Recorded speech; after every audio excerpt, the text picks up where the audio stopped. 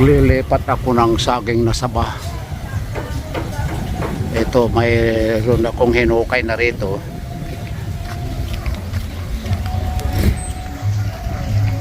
Kailangan na makuha yung mismong puno niya, kasi kailangan hukayin kasi may mga bato, kaya ingat na ingat ako na makuha yung buong puno niya.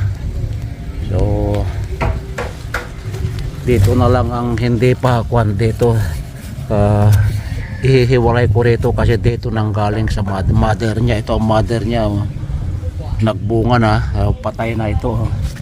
So dito ko kukunin para hindi mabali yung mismong puno niya.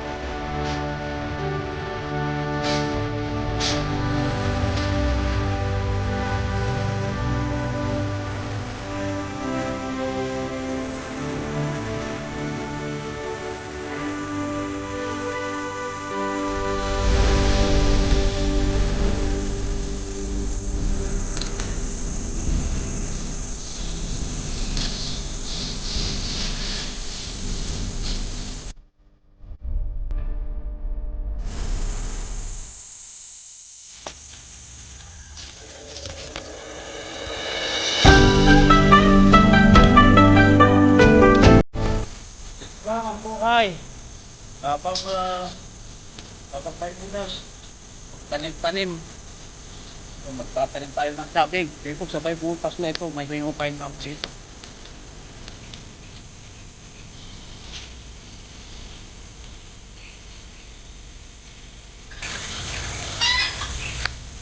So ayan na yung ating sabing dito sa tabi ng pinuto na punong baboy.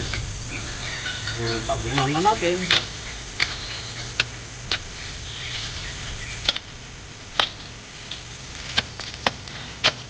Ito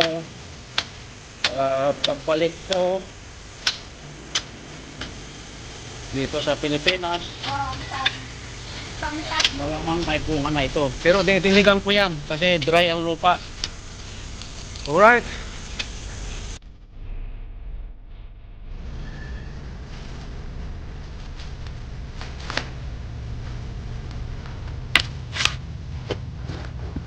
Tabunan natin ng black soil. Ito yung mga compost, and then tubigan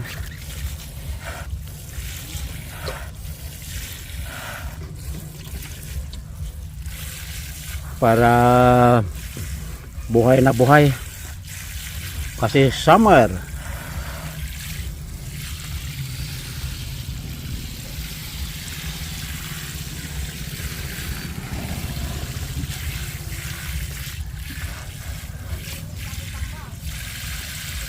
Tapos tatabunan uli. Alisin natin itong may basag na bubog. So tabunan natin uli. Ayan, diligan natin uli. Ubusin natin itong isang sprinkle.